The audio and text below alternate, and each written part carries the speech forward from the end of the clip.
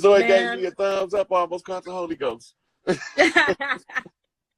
That'd be beautiful. I love that shit, man. And that's why I be telling people they don't be understanding. I be like, man, I'm glad I had children. I had my first baby when I was 17. Like, if I didn't have children, my children saved a lot of lives. Like, they saved my life. Children saves lives. I think my life would have been different if I would have went to prison with no children, because I'd have been a bitter motherfucker through the whole bit, and I probably wouldn't have been as cordial to get along with. But I had my children to look forward to spending time with when I came home. Yeah. That's another reason why it was easy for me to quit my job. Fuck a job. My children started saying, like, Mommy, we barely see you. I broke down, started crying, like, fuck this post office, man. I don't give a fuck what happened. Like, I'm steady getting sick. Like, I was going against the grain, getting my ass kicked. And that was the final straw when they was like, Mommy, we don't see you. And I'm like, oh, hell no. Hey, you know, all this time they've been teaching the children the hokey pokey, right? It's a conjure. It's a children's conjure. So, the hokey pokey, the steps of it is all telling the children to take part in the mass magic performance. That's why I put my arm in, put my arm out, right? You shake it all about. Yeah. When they're shaking it all about, they supposed to be visualizing pixie dust coming off their hands. Yeah. They activating magic. You teaching it to them, right? You don't know it's magic. It's children's magic. Right. And it's a couple more of the children. They start coming up with their own when the adults didn't know the hokey pokey was harnessing their magic. Remember when Superboy dropped Superman? Yeah. The children started using it for conjure. When the other one, it makes sense. it's them songs that little kids make for them to dance to. Any of those songs, listen, any song designed by children for other children to dance to, those are baby children magic practice. The adult that knows the conjure can unlock that energy in the children and turn that love energy up in them, using those things as the vehicle by which you turn that energy up, right? So in Detroit, we be having, like my man said earlier, we Jit City in this month, right? But when we in Chicago, we was stepping in the name of love. You right. know what I'm saying? That's you know, that's what R. Kelly was singing. He still thought he was 8 years old. The dumbass nigga didn't know he was damn near 40. Yeah. He don't know. He just think he a kid making music. Right. Right? He Rain Man.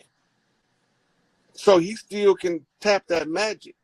It's hard it's hard when they have that kind of power to teach them how to grow up.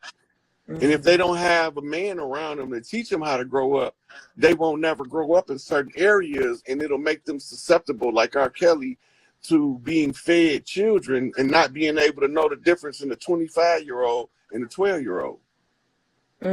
Socially retarded, right? But he's a musical genius.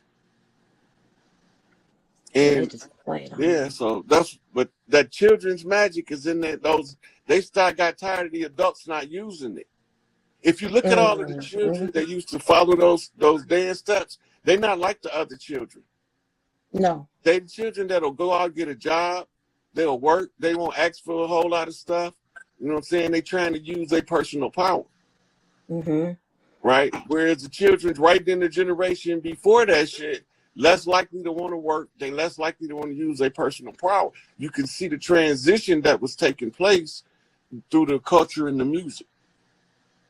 That's a beautiful thing to see. It is. Yeah. All right. And so I'm going to let you drop down. I'm going to take another one in. I don't know how long I was just singing Miss Mary Mack the other day. That used to be my shit when I was little. Oh, yeah. Miss Mary Mack, dressed in black. Black, with silver buttons. Yeah. All right. Talk to you later. Love you. All right, sweetie. All right.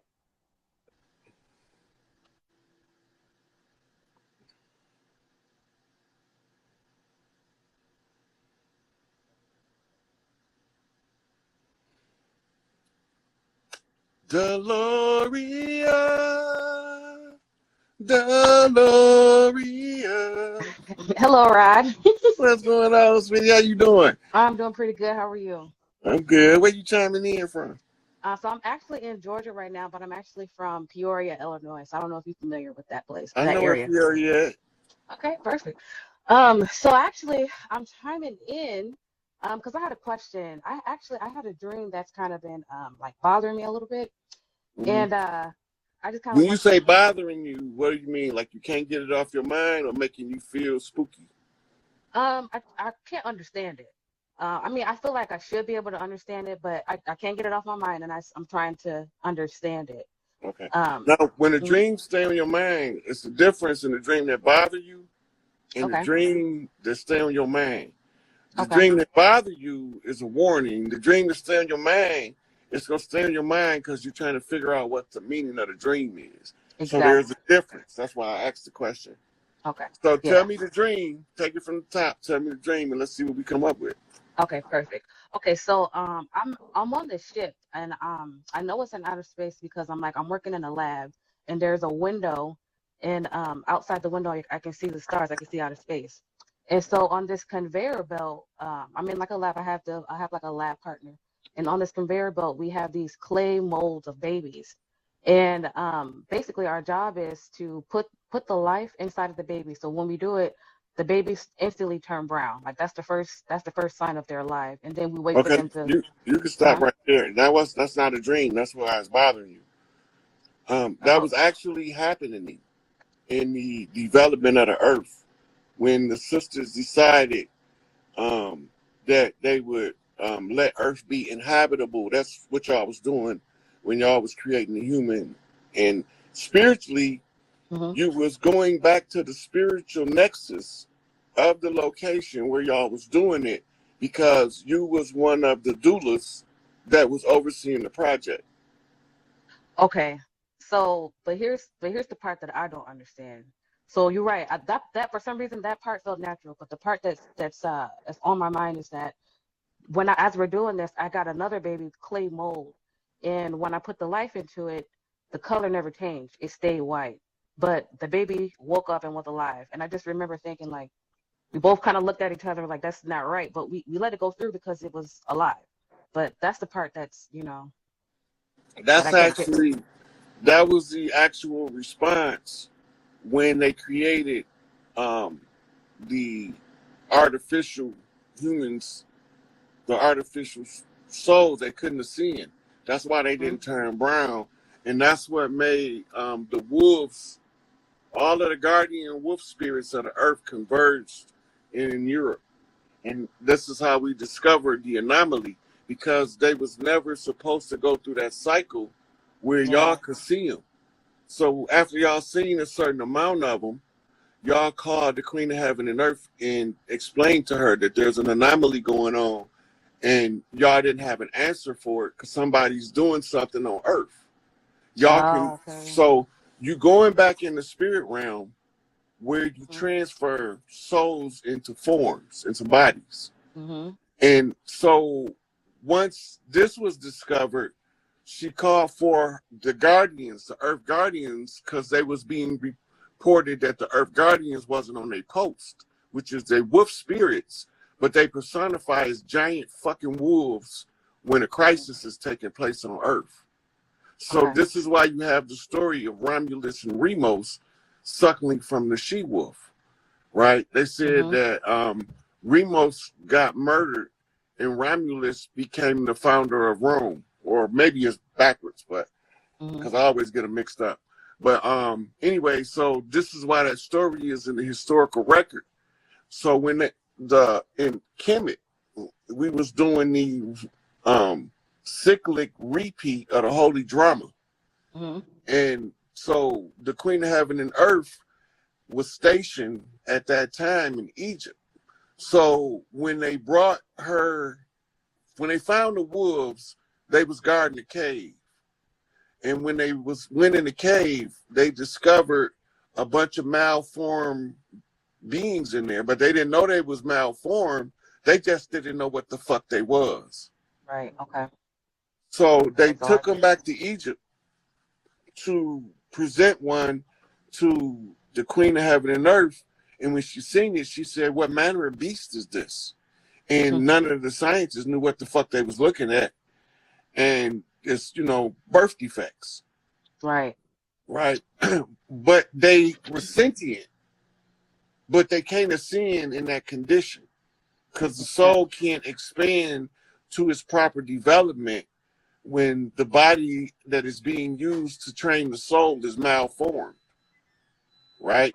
So we begin to see birth defects for the first time. And this is what told us what was being done on Mount Sinai.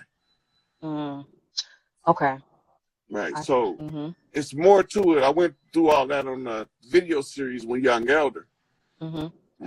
So she ordered that the good got to punish with the bad because you can't throw people away like trash. Right. And you going to be treated, the people you mistreat going to be the same motherfuckers mistreat you. Exactly. And because you so high and mighty, somebody got to bring you down and show you that it's no matter how big and bad your ass is, Big Mama got a remedy for all you motherfuckers. Exactly. Yep. And that's how we end up in this condition to this day. This is the end of it. And that's why my mama say, "I'm so glad trouble don't last always." We was in fucking trouble. Yep. We got in trouble with the Queen of Heaven and Earth because we let these motherfuckers come down here and do something they ain't got. So she whooped our ass. Yeah. I'm getting my ass whooped, definitely. No, it's ass whooping time over with. That's over with now. Now it's time to celebrate the return of the Sweetwater. I'm ready. I'm so ready. I told you we about to have Mardi Gras or every major city. Mardi Gras, Mardi Gras. I'm ready. I'm ready. They talking that doomsday shit. Fuck, that's just some scare tactics to slow your progress down. We about to have Mardi Gras.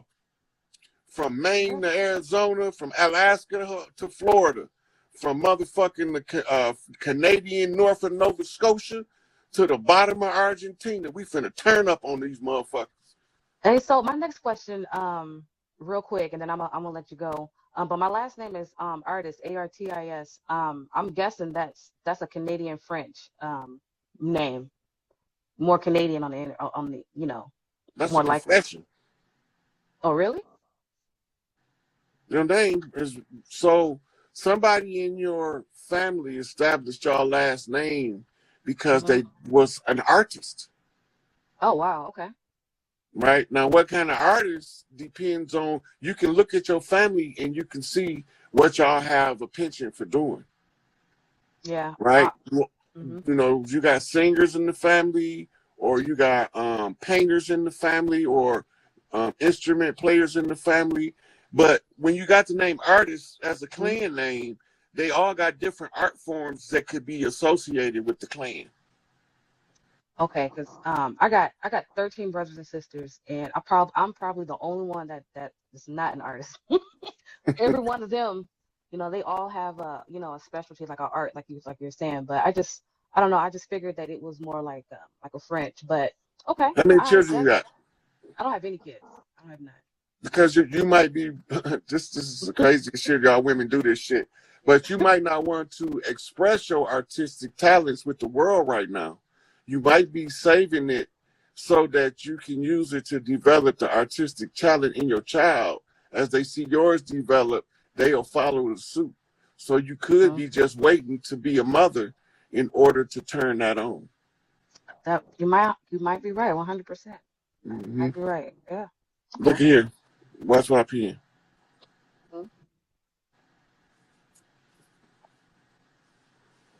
You see it? You a doula, yeah. I thought about that. I wanted to be a nurse. I actually like children, but I just don't.